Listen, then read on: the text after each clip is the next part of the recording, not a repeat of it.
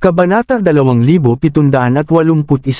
Si Malik ay Nab Alisa, dalawang Supreme Paragon na matatanda ang bumagsak ng sunod-sunod. May masamang kutob siya na siya ang susunod kung pipilitin niyang manatili roon. Kahit na inutusan siyang manatili, hindi na niya iyon kayang sundin, lalo na kung ang sarili niyang buhay ang malalagay sa panganib. Hindi nagtagal ay dumating si Daniel. Pagkatapos niyang matanggap ang pinakabagong balita, natigilan siya.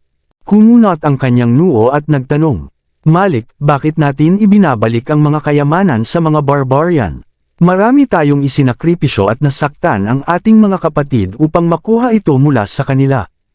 Nabigla siya sa utos at hindi napigil ang magpahayag ng kanyang hindi pagsang-ayon. Kahit nagulat at natakot siya sa pagkamatay ni Sachin, inakala niyang walang dapat baguhin dahil si Malik pa rin ang nangunguna sa kanila. Kung nag-aalala si Malik, maaari pa rin silang umatras mula sa North Sea grasslands. Kapag nalutas na ng mga barbarian ang kanilang krisis, wala nang dahilan para habulin pa sila. Bukod pa rito, nagdusa rin ang mga barbarian ng malalaking pagkalugi sa labanan.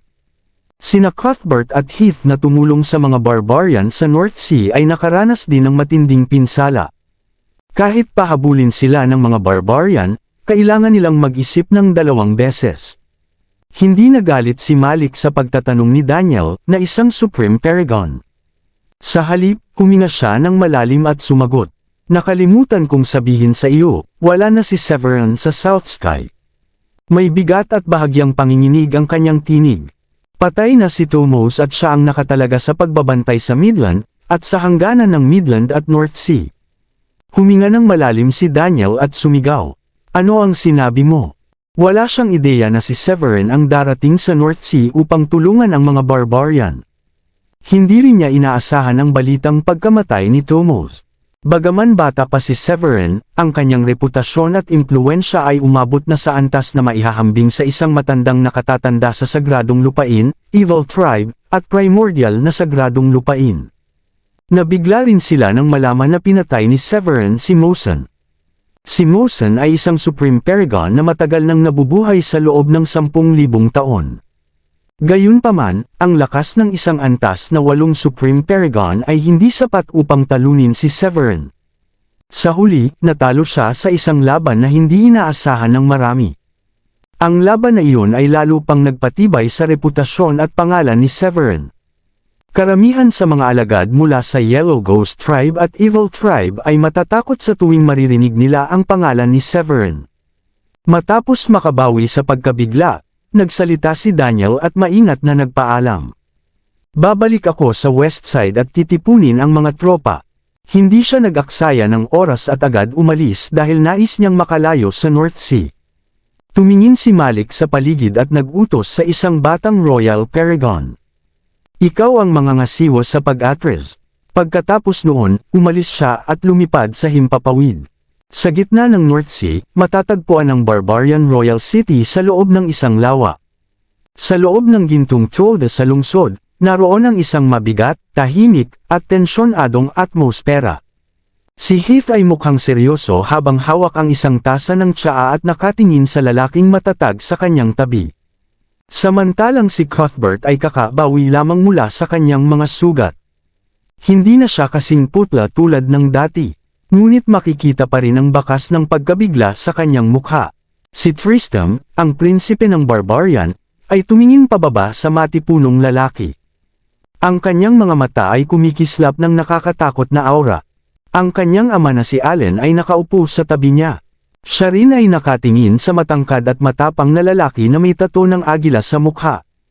Ang lalaki ay nakasuot ng balabal na gawa sa balat ng tigre. Makikita sa ekspresyon ni Allen ang halo-halong damdamin. Ang matipunong lalaki ay may maitim na balat. Ang kanyang mga katangian ay kahawig ni Allen, parisukat na mukha, makakapal at maiikling kilay, at isang pares ng malalaki at masiglang mga mata. Ang kanyang lakas ng dugo at enerhiya ay napakalawak, na parang karagatan, at hindi naiiba kay Allen na isang antas na siyam na Supreme Paragon. Ang matipunong lalaking ito ay ang nakababatang kapatid ni Allen na si Melvin. Tumingin si Allen kay Melvin at hindi alam kung paano ilalarawan ang kanyang nararamdaman. 200 taon na ang nakalipas mula nang huli niyang makita ang kanyang nakababatang kapatid. Noon ay malapit sila sa isa't isa hanggang sa naglaban sila para sa trono. Sa huli, nagkaroon sila ng hidwaan. Matapos matalo si Melvin, nagkimkim siya ng galit laban kay Allen. Sa tindi ng kanyang galit, pinamunuan niya ang mga sumuporta sa kanya at nagtungo sa kanluran, kung saan siya naging pinuno ng mga barbarian sa hangganan malapit sa West Region. Nang malaman ni Melvin na inaatake ang Royal City, napagtanto niya na ito ang tamang pagkakataon upang bawiin ang lahat ng inaakala niyang kanya. Naglakad siya papunta sa gintong tolda, umupo sa upuan, at nagpakita ng mapanuyang ngiti. "Allen, aking kapatid, anong laking pagkabigo mo, nasa labas na ng lungsod ang mga demonyong mananakop." Panunuyan ni Melvin. Pagkatapos niyang magsalita, ilang Royal Paragon na sumusuporta kay Melvin ang pumasok sa tolda. Kumunat ang noo ni Allen at nagalit sa kawalang galang ni Melvin. Sa mabigat na tinig, pinagsabihan niya ito. "Melvin, kung wala ka rito upang tumulong, umalis ka na." Ngumisi si Melvin at hindi nagalit. Malapit nang makarating sa lungsod ang kaaway. "Sa tingin mo ba nasa posisyon ka upang akusahan ako?" Nagliyab ang galit sa dibdib ni Allen. Namula ang kanyang mukha sa tindi ng emosyon. Gayunpaman, nanatiling malamig si Melvin. Sinulyapan niya ang mga tao sa loob ng tolda, at sa huli ay tiningnan sina Heath at Cuthbert. Tinitigan niya ang mapotla at pagod na mukha ni Cuthbert ng ilang sandali bago muling tumingin kay Allen. "Patuloy mo lamang pinapahirapan ang mga tao kung hahayaan kitang manatili sa trono. Kung hindi mo ipinilit ang pakikipag-alyansa sa sagradong lupain ng Grundy I, hindi sana kayo sinugod ng mga demonyo. Kung ako ang hari, ititigil ko ang kalokohang ito at ibibigay ang 2 taong ito sa mga demonyo upang maprotektahan ang North Sea mula sa pagsalakay." Matigas niyang sabi. Nagdilim ang ekspresyon ni Allen, na alam na matagal nang inaasam ng kanyang kapatid ang trono. Napabuntong hininga siya at sumagot. "Ano ang alam mo? Ang mga demonyo ay palaging naghahangad na sakupin kami. Kung wala sina Heath at Cuthbert upang tumulong, mas malala pa ang sitwasyon namin."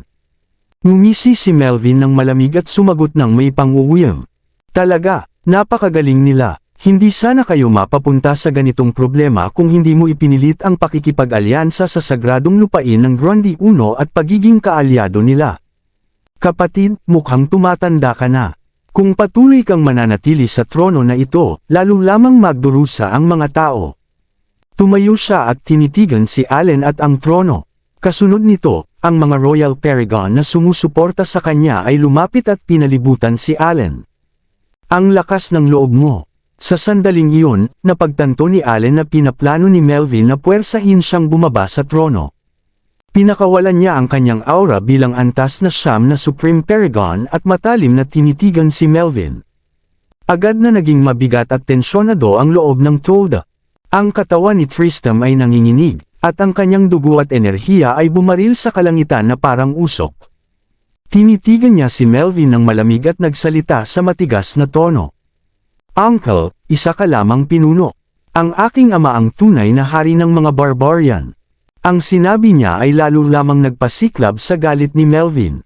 Pinakawalan nito ang isang napakalakas na puwersa ng dugo at enerhiya upang supulan ang lahat sa loob ng tolda. Ang lakas na iyon ay katumbas ng isang antas na siyam na Supreme Paragon. Napakatindi nito, kaya halos lahat sa lungsod ay hindi nakayanan at napilitang lumuhad sa lupa. Tanging ang mga may lakas na katulad ng Royal Paragon ang nakatiis. Gayunpaman, kahit sila ay nakaramdam ng bigat na parang may bundok na nakadagan sa kanilang likod, dahilan upang mahirapan silang huminga. "Gaano ka manggahas?" Galit na hinampas ni Allen ang armrest ng trono, tumayo, at sumigaw. Kaagad niyang pinakawalan ang kanyang nakakatakot na aura. Ang bawat selula ng kanyang katawan ay nagningning ng banal na liwanag. Sa ilalim ng liwanag na iyon, ang pressure na nararamdaman ng bawat barbarian sa lungsod ay parang tinatangay ng ihip ng hangin. Naalis ang nakakasindak na bigat mula sa kanilang mga balikat. Napatawa si Melvin nang mapansin niyang madaling napawalang bisa ni Allen ang kanyang aura. Kumumpas siya at naglabas ng isang kasanayan. Biglang lumitaw sa likuran niya ang isang estatwang gintong Diyos. Ang ekspresyon ng Diyos ay galit habang tila bumibigkas ng mantra. Sumulong si Melvin kasabay ng kanyang suntok, at ang anyo sa likod niya ay gumalaw na parang sumasabay sa bawat kilos niya. Boom! Isang selyong kasing laki ng hilingan ang bumagsak na may matinding kapangyarihan at nagpalabas ng nakabibinging tunog, na naghiwa sa gintong tolda. Melvin Farley, galit na sigaw ni Allen. Nagningas ang kanyang mga mata sa matinding galit. Itinaas ni Allen ang kanyang kamay at bumagsak ng malakas. Ang asensya ng langit at lupa ay nagtipon at naging isang nakakatakot na kamay na sumalubong sa kamao ng Diyos. Sa malakas na pagsabog, ang alon ng shockwave ay sumira sa pormasyon at napaatras si Melvin ng ilang hakbang. Tumayo si Allen at nagsalita na may madilim na mukha.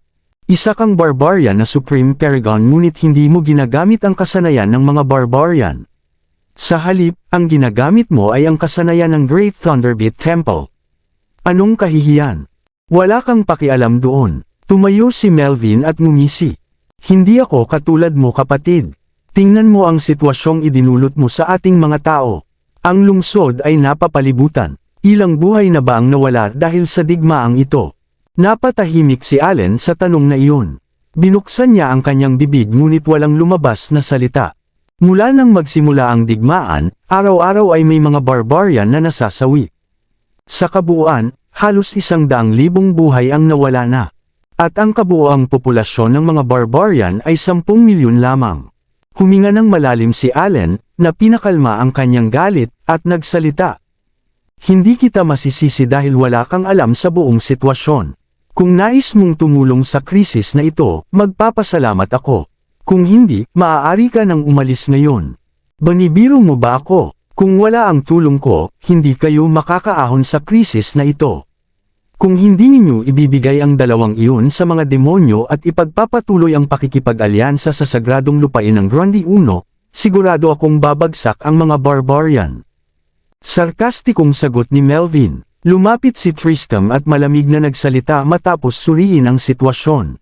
Pinahintulutan ng Grand Priest ang kooperasyon at pinayagan kaming makipagtulungan sa sagradong lupain ng Grundy 1. Tiyuhin, matagal ka nang nasa West Region. Hindi mo alam na ang pinakamalakas na prodigy ay kabilang na sa sagradong lupain ng Grundy 1. Si Severin, siya ang may pinakamataas na tsansa na maging isang celestial sa panahong ito. Natigilan si Melvin. Wala siyang ideya na sumang-ayon ang Grand Priest sa kooperasyon. Samantala, ang puot sa puso ni Melvin ay muling nabuhay. Ang Grand Priest ay isa sa mga dahilan kung bakit natalo siya kay Allen. Gayunpaman, hindi niya alam ang tungkol kay Severin, dahil matagal siyang nakatalaga malapit sa hangganan ng kanlurang rehiyon. Punong-puno siya ng galit at sama ng loob. Tumingin siya kina Heath at Cuthbert at ngumisi at sinabi, "Sa tingin ninyo magiging celestial siya? Hindi ka panipaniwala. Alam ba ninyo kung ilang prodigy ang napatay ko? Hindi ako naniniwala na si Severin ay exception. Kumusta naman si Mosen? Siya ay napakalakas at isa sa mga pinakamahuhusay sa loob ng mahigit 1 siglo. Ngayon ay patay na rin siya."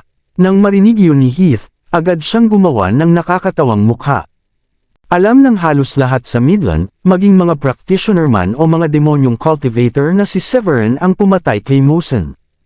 Sinubukan ng mga demonyong cultivator na itago ang balita upang maiwasan ang takot ng iba pang alagad. Gayunpaman, hindi pinigilan ng sagradong lupain ng Grundy 1 ang pagkalat ng balita.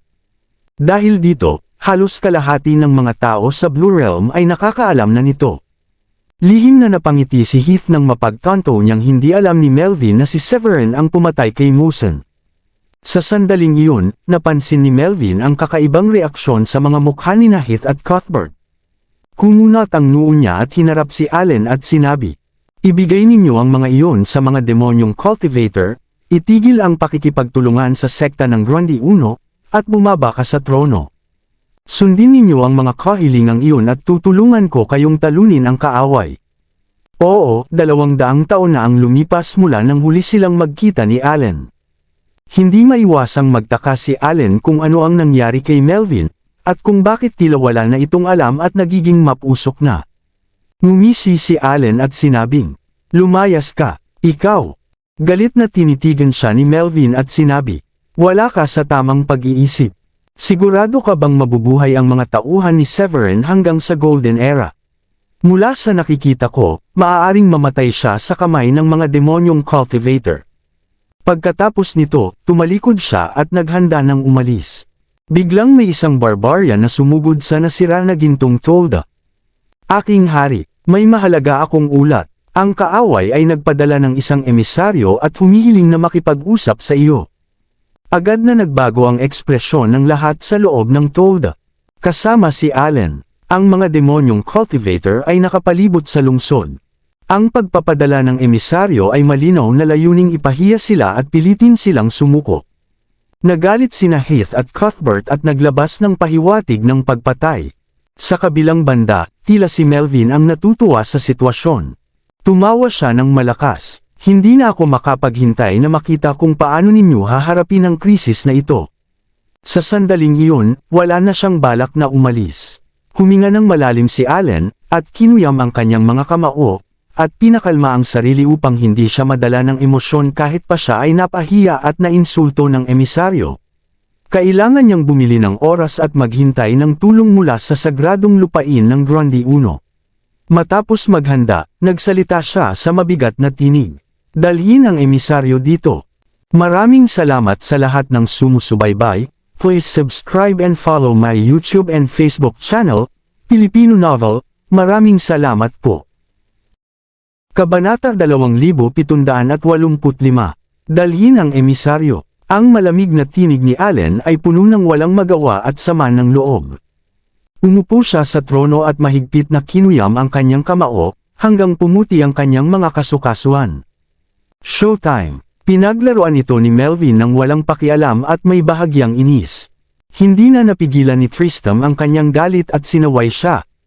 Sapat na iyon. Nasa panig ka ba ng Devil Cultivator? Nais mo bang makita silang sakupin ng lungsod na ito at ang ating mga tao? Pagkatapos nito, galit niyang winigaway ang kanyang manggas at umalis upang dalhin ang emissary sa Tolda.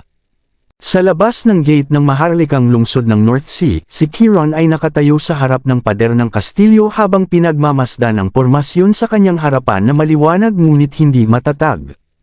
Ito ay parang alon ng tubig na pinaghalo ang liwanag at anino. Tiningnan niya ang mga barbarian cultivator na nakatingin sa kanya mula sa itaas. Hindi niya maiwasang makaramdam ng kaba. Nanlamig ang kanyang mga palad sa pawis. Si Chiron ay isang antas na 8 Royal Paragon at kilala bilang isa sa mga dating demonyo ng Evil Tribe na walang sinasantong pumapatay.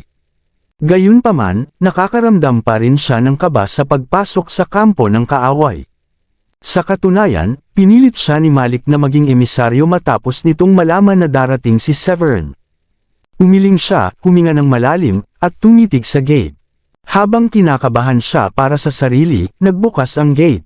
Kasabay nito, may nabuksan na butas sa pormasyon sa himpapawid. Sina Tristram at ilang sundalo ang lumabas upang sunduin siya. Nang makita siya ni Chiron, malamig na sinabi ni Tristram, "Emisaryo, sumunod ka sa akin." Nakaramdam ng ginhawa si Chiron at huminga ng malalim. Mabuti na lamang at pumayag ang hari ng barbarian na makipagkita sa kanya. May hindi nakasulat na tuntunin, na sa panahon ng digmaan, hindi dapat patayin ang emisaryo. Hindi nagpa-apekto si Chiron sa malamig na tono ni Tristram. Ngumiti siya at sinubukang magmukhang magiliw. Ngunit ang peklat na parang alupihan sa kanyang mukha ay lalo lamang nagbigay sa kanya ng mabagsik na anyo kahit siya ay nakangiti. Nakagulat ito sa mga barbarian cultivator sa likod ni Tristram. Agad na naging tensyonado ang kanilang mga katawan at bumilis ang daloy ng kanilang dugo at enerhiya habang nakatingin kay Chiron.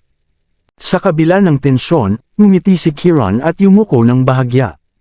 "Prince Tristram, masaya akong makilala ka." Pagkatapos nito, sumunod siya kay Tristram papasok sa lungsod. Pinagmasdan siya ng mga barbarian nang may galit na nagdulot ng mabigat na presyon sa kanyang pakiramdam. Hindi siya naglakas loob na makipagtitigan at pinabilis ang kanyang paglakad. Hindi nagtagal, nakarating sila sa gintong tolda sa gitna ng lungsod. Sa puntong iyon, napansin ni Chiron na nasira ang bubong ng tolda. Naisip niya na maaaring may panloob na hidwaan na nangyayari. Ang gintong Tolda ay nasa gitna ng Royal City na nagsisilbing sentro ng pamunuan ng Barbarian. Sa sandaling napagtanto ni Kiran na may internal na problema ang mga Barbarian, naisip niya na kung wala si Severin, ang kanilang plano ay maaaring umusad ng maayos at mapapasok nila ang Royal City ng North Sea. Dahil dito, pinakalma niya ang sarili at tahimik na sumunod kay Tristram papasok sa gintong Tolda. Ang unang taong nakita niya ay ang hari ng Barbarian na si Allen. Sumunod niyang nakita sina Heath at Cuthbert na parehong Supreme Paragon. Napansin niya na mapatla ang kanilang mga mukha na nagpapahiwatig na hindi pa sila ganap na nakakabawi mula sa kanilang mga sugat. Nang pumasok si Kiran sa gintong Tolda, naramdaman niya ang ilang enerhiya ng Supreme Paragon na makadurog sa kanya tulad ng isang bundok na nakarating sa kanyang likuran. Ang anumang kamangha-manghang pagkilos mula sa kanya ay magreresulta sa kanya na madurog sa isang pati ng karne. Si Kiran ay nag-snap mula rito na lumakad pasulong, at pinatong ang kanyang kamay sa mga Supreme Paragon na may paggalang, "Magandang araw, Haring Allen." "Magandang araw, lahat." Pinikit ni Allen ang kanyang mga mata at tumingin ng malayo. "Bakit pinadala ka ng Evil Tribe dito?" Sinubukan niyang bigyan ng higit na presyon at mukhang marilag tulad ng isang hari ngayon, ngunit sa katotohanan, siya ay nakakaramdam ng pagkabigo at pagkabalisa. Ang mga cultivator ng demonyo ay nakapaligid sa kanyang lungsod. Ang tanging dahilan na ang Evil Tribe ay nagpadala ng isang emissary sa lungsod ay upang ipakita ang kanilang tagumpay at bantaan siya. Nang sasagutin na ni Kiran, si Melvin, na nasisiyahan sa bawat sandali nito, biglang nakagambala. Ngumisi siya at sinabi, "Haha. Allen, tingnan ng mabuti.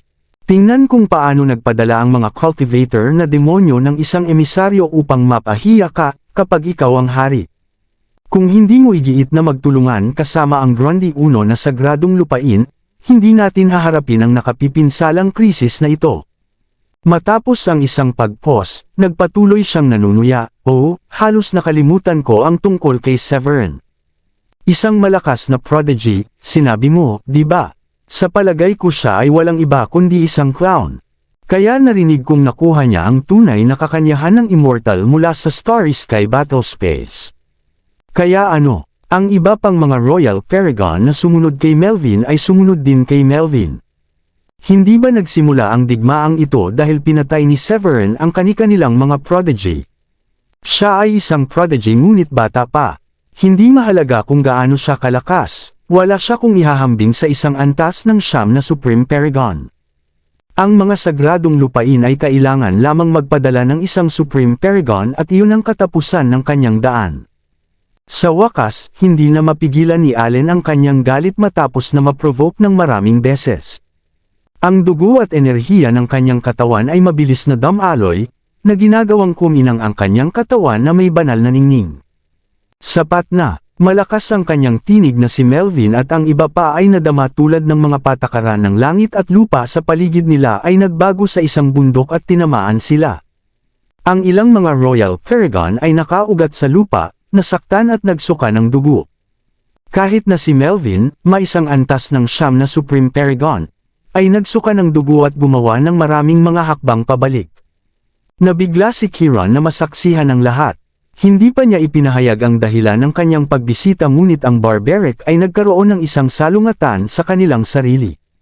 Binigyan niya si Melvin ng isang kakaibang hitsura na parang nakatingin sa isang clown. Ang taong ito ba ay tulala? Kung maaari naming talunin si Severin, hindi kami pupunta rito at magmakaawa ng kapayapaan. Nagpunta si Mosen sa South Sky na may balak na patayin si Severin, ngunit pinatay ni Severin si Mosen. 2 buwan pagkatapos nito, may kapangyarihan si Severin na patayin sina Tomos at Sachin. Ang lakas at bilis ng pagpapabuti ni Severin ay lampas lamang sa imahinasyon. Masaya niyang aaminin na natakot siya kay Severin dahil hindi lang siya ang isa. Kahit na si Malik, isang antas ng siyam na Supreme Paragon, ay natakot kay Severin. Ipinagpalagay lamang ni Kiran ang semi-immortal, na may kapangyarihan na pumatay kay Severin ngayon. Asahan ang iyong kaaway na lumaban kung hindi mo patayin ang iyong kaaway. Iyon ang dahilan kung bakit nagpasya si Malik na huwag pansinin ang order mula sa sekta at iginiit ang pag-atris. Kasabay nito, napagtanto ni Melvin na tinitingnan siya ni Kieran na parang nakatingin siya sa isang tulala. Bigla, may masamang pakiramdam siya. Samantala, nanatiling nakaupo si Allen sa kanyang trono. Nakaramdam siya ng labis na pag-iingat na si Melvin ay nagdala ng kahihiyan sa angkan sa harap ng emisaryo. Sinulyapan niya ng malamig si Kieran at sinabing, "Hoy, bakit kanila pinadala? Kung narito ka upang hilingin akong sumuko, ma-save mo ang iyong hininga." Sa sandaling iyon, alam ni Kieran na hindi naiintindihan ng lahat. Naglagay siya ng isang magiliw na maliwanag ng ngiti at sinabi, "Haring Allen, si Malik ay talagang pinadala ako rito upang makipag-ayos ng kapayapaan sa iyong angkan." Bilang tanda ng katapatan, ang mga cultivator na demonyo ay umatras ng 10 milya pagkatapos kong pumasok sa lungsod. Nabigla ang lahat, lalo na si Allen. Bago ito, naisip niya na narito si Kieran upang mapahiya at hilingin ang kanyang pagsuko. Hindi kailanman nasa isip niya si Kieran dito upang makipag-ayos sa kapayapaan. Habang ang lahat ay nagyelo sa kawalan ng paniniwala, patuloy na nagsasalita si Kieran. Sa parehong oras, nais ni Malik na gamitin ang pagkakataong ito upang maibalik ang bawat kayamanan na nasamsam namin sa panahon ng digmaan. Pagkatapos nito, mabilis siyang kumuha ng special bag mula sa kanyang bulsa. Naglalaman ito ng karamihan sa mga nasamsam mula sa pagsalakay, lahat ng mga uri ng kayamanan, banal na armas, at pamamaraan. Tinanggap ni Allen ang special bag at umusbong mula sa kanyang trono. Sumigaw siya ng hindi kapanipaniwala, "Ano ang sinabi mo? Narito ka upang makipag-ayos sa kapayapaan." Muli, ang lahat sa gintong tolda, kasama na si Allen, ay nabigla. Ang mga cultivator na demonyo ay nakapaligid sa King City. Ilang sandali lamang bago sinalakay ng mga cultivator ng demonyo ang lungsod ng hari. Sa makatuwid, kakaiba na pipiliin ng mga cultivator ng demonyo na makipag-ayos sa kapayapaan sa oras na ito. Kahit na ang isang matalinong tao tulad ni Allen ay labis na nabigla sa panukala na halos bumagsak ang kanyang panga. Hindi niya maintindihan kung ano ang sinusubukan na gawin ni Malik. Hindi pinansin ni Kieran ang nakagulat na mukha ng lahat at patuloy na nagsasalita. Sinabi rin ni Malik na handa kaming umatras mula sa lupain ng North Sea sa sandaling ginawa ang negosasyon. Binuksan ni Allen ang kanyang bibig. Una, ginamit niya ang kanyang banal na pandama upang ma-scan ang special bag. Nang makita niya ang kayamanan sa loob, napagtanto niya na si Kieran ay hindi nagsisinungaling o kumukuha ng anumang trick. Hindi bababasa, pinanatili ng mga cultivator na demonyo ang kanilang mga pangako sa pamamagitan ng pagbabalik ng lahat ng uri ng kayamanan na kanilang ninakaw mula sa lupain ng North Sea. Hindi pa rin malaman ni Allen kung bakit nagpasya ang mga cultivator na demonyo na umatras sa oras na ito. Gayunpaman, naramdaman niya ang labis na kasiyahan. Hindi bababasa ang krisis ay nalutas na ngayon. Sa kabaligtaran, nagalit si Melvin sa panukala. Siya ay sumulong, tinitigan si Kieran, at sumigaw. "Paano ito posible? Bakit niyo napili na umatras ngayon? Ang Royal City ang huling pagtatanggol." Sa mga cultivator na demonyo na nakapaligid sa lungsod, ang nagwagi sa digmaan ay halata. Nakapasok si Melvin sa lungsod dahil ginamit niya ang pagkakataon nang wala si Sachin sa kanlurang bahagi at nakipaglaban sa lungsod. Gayunpaman, narinig niya na sinabi sa kanya ni Kieran na ang mga cultivator ng demonyo ay umatras mula sa digmaan. Hindi maintindihan ni Melvin kung ano ang nangyayari at kung bakit nagbago ang sitwasyon. Binigyan ni Kieran si Melvin ng isang mapanirang hitsura. Bagaman hindi niya alam kung sino si Melvin, hindi ito napigilan na hamakin si Melvin mula sa ilalim ng kanyang puso. Nang pumasok siya sa tolda, narinig niya ang laban sa pagitan nina Melvin at Allen. Ginawa lamang nito si Melvin na nakakatawa kung paano niya ininsulto si Severin. Kung hindi ito para kay Severin, si Malik ay hindi kailanman umatras sa digmaan. Sa puntong iyon, hindi nabalisa si Kieran na sagutin ang tanong ni Melvin. Itinapon niya ang kanyang kamay kay Allen at sinabi, "Natapos na ang aking misyon. Aalis na ako ngayon." Ibinigay niya ang special bag kay Allen at ipinagbigay alam ang hangarin na makipag-ayos para sa kapayapaan sa mga barbarics. Walang isang minuto pa ang naramdaman niyang manatili sa Royal City. Hindi magkakaroon ng pagkakataon na umalis siya nang dumating si Severin mamaya. Gayunpaman, hinawakan ni Melvin ang kanyang kamay at tumanggi na umalis siya. Hindi ka pupunta kahit saan hanggang sa bigyan mo ako ng isang dahilan. Sabihin mo sa akin kung bakit kayo umatras. Sa pagtingin sa nagbabantang tingin ni Melvin, nagbago ang ekspresyon ni Kieran. Bagaman hindi niya nais na maging emisaryo, galit pa rin siya sa kung paano nagbanta at napahiya siya ni Melvin. Binigyan niya si Melvin ng isang malamig na hitsura at sinabi ng galit. King Allen, ito ba ang paraan mo at ng iyong mga tao na gumagamot sa isang panauhin? Huwag maging walang muwang at isipin na ikaw at ang iyong mga tao ay ligtas dahil lamang sa kay Severin na papunta dito upang mailigtas ka. Si Kieran ay nasobrahan sa galit at nakipag-usap ng matigas. Pinatay ni Severin ang dalawang Supreme Paragon ng Evil Tribe. Sabihin sa kanya na maghanda upang harapin ang puot ng aming sekta. Si Kieran ay kumalas sa kamay ni Melvin, umalis sa tolda, lumipad sa hangin, at umalis. Pagkatapos lamang ay unti-unting bumalik ang mga tao sa loob ng gintong tolda. Bumulong si Melvin dahil hindi siya makapaniwala sa kanyang narinig. Imposible. Tiningnan ni Allen ang special bag habang paulit-ulit ang mga salita ni Kieran sa kanyang isip. Pinatay ni Severin ang dalawang Supreme Paragon mula sa Evil Tribe. Bago yun, pinatay ni Severin si Mosen, isang Supreme Paragon mula sa Yellow Ghost Tribe. Habang nangyari iyon, ang Evil Tribe ay namamahala sa pag-atake sa lupain ng North Sea. Nangangahulugan iyon na nagdala si Severin ng tulong sa kanya at na-save ang araw. Iyon ang tunay na dahilan kung bakit nagpasya si Malik na umatras. Naisip din nina Heath at Cuthbert. Ang Evil Tribe ay nagpadala ng 3 antas ng siyam na Supreme Paragon upang salakayin ang North Sea, na nangangahulugang pinatay ni Severin ang dalawa sa kanila. Hahaha, kamangha-mangha, si Heath ang unang nag-react nang malaman ito. Hindi niya maiwasang tumawa ng malakas. Nakapagtataka si Severin. Hindi ko inaasahan ito. Natagpuan din ni Cuthbert ang mga pahiwatig na nakatago sa mga salita ni Kieran. Tuwang-tuwa siya na patuloy niyang pinapalakpak ang kanyang mga kamay.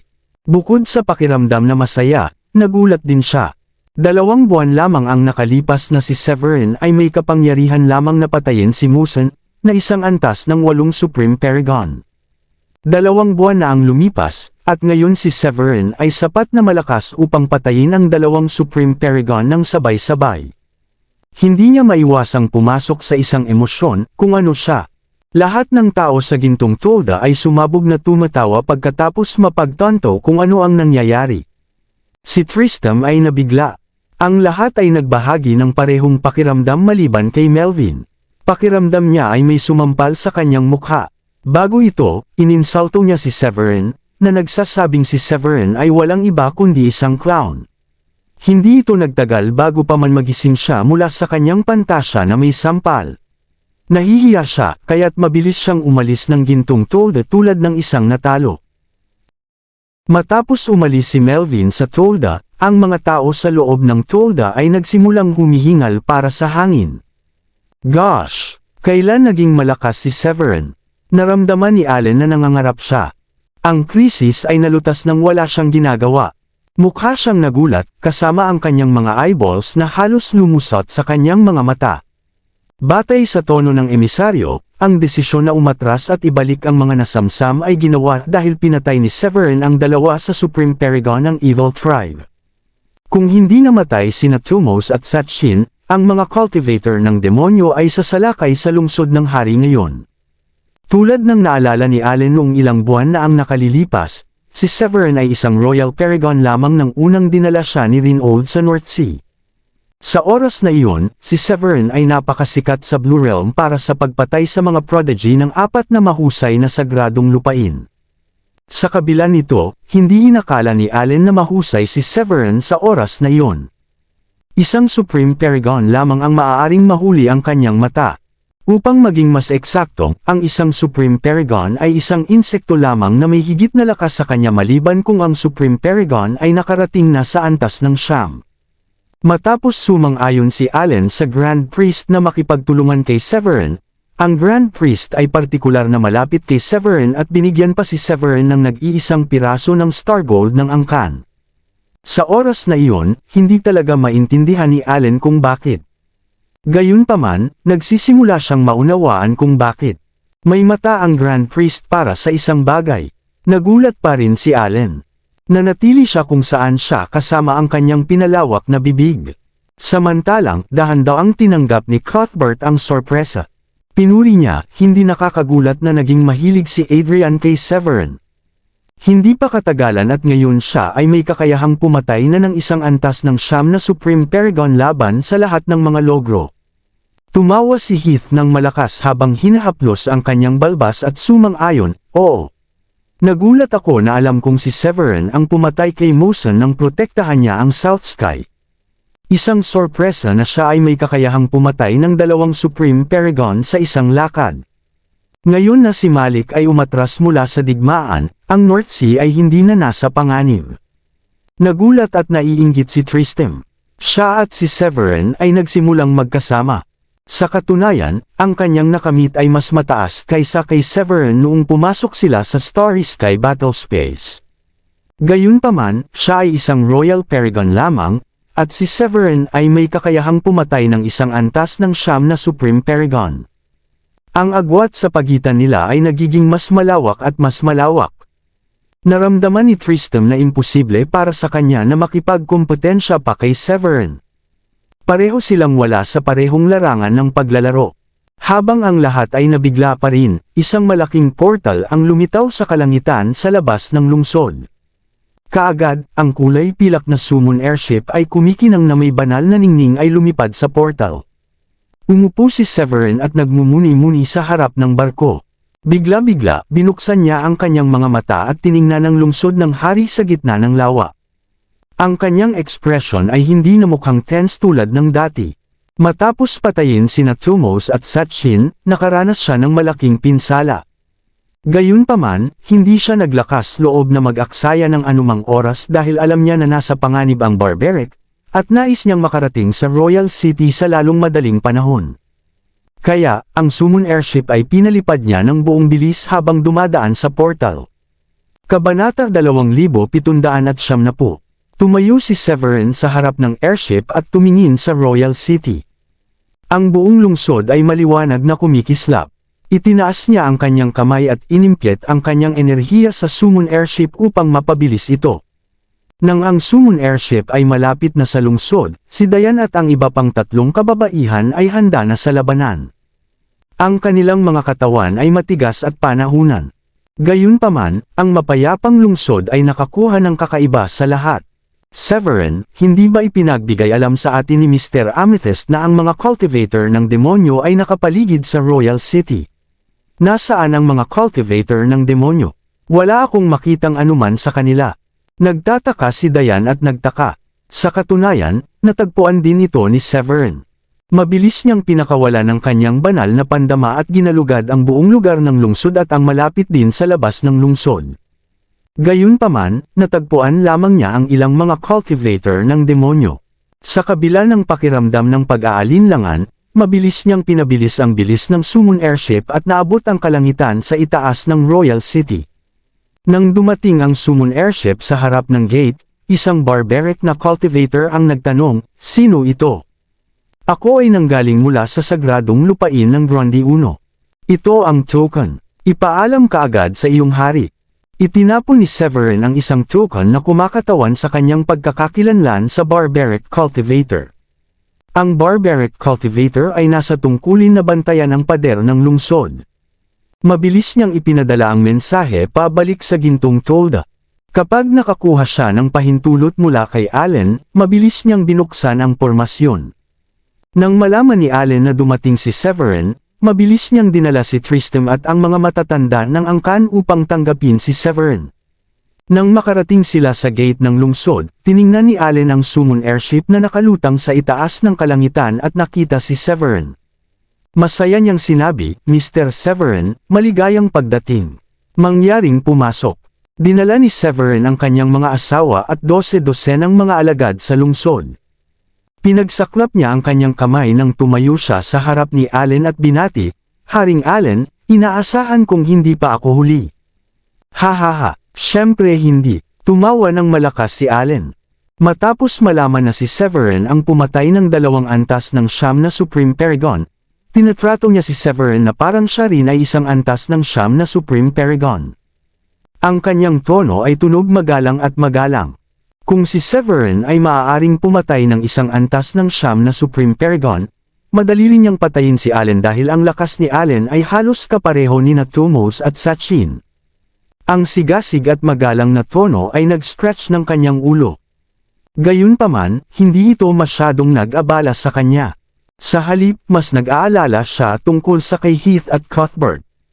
Heath, Cuthbert, okay ba kayong dalawa? Ang mukha ni Heath ay medyo mapatla pa rin. Ang kanyang aura ay hindi rin matatag.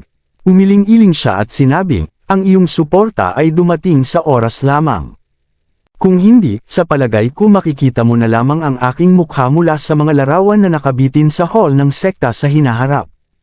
Ang hall ng sagradong lupain ng Grundy 1 ay may mga larawan ng mga ninuno at mga Pickmasters mula sa iba't ibang henerasyon.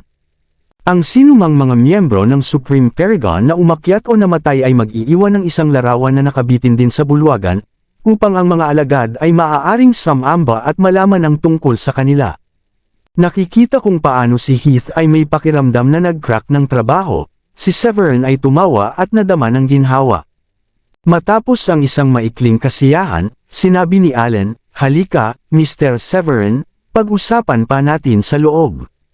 Pagkatapos nito, inanyayahan si Severin at ang kanyang grupo sa lungsod at pumasok sa gintong tolda. Nang pumasok sila sa tolda, napansin ni Severin na may mga palatandaan ng labanan, lalo na mula sa sirang bubong. Umupo si Allen sa kanyang trono at kinuha ang special bag na ipinadala ni Kieran. Sinabi niya ng may paggalang, Severin, salamat sa pag-save sa akin at sa aking bayan. Ikaw ang tagapagligtas namin. Kung hindi mo pinatay sina Tumos at Sachin, ang mga cultivator ng demonyo ay kinubkob na ang Royal City, kapag nasira nila ang pintuan ng lungsod. Tiyak na hindi nila ibabalik ang nasamsam na natipon nila sa panahon ng digmaan. Ito ang mga kayamanan na binalik sa akin ng mga cultivator ng demonyo. Ibibigay ko sila sa iyo ngayon. Natigilan si Severin nang marinig iyon. Nang maglaon, naintindihan niya kung ano ang nangyari nang ipaliwanag pa ni Allen.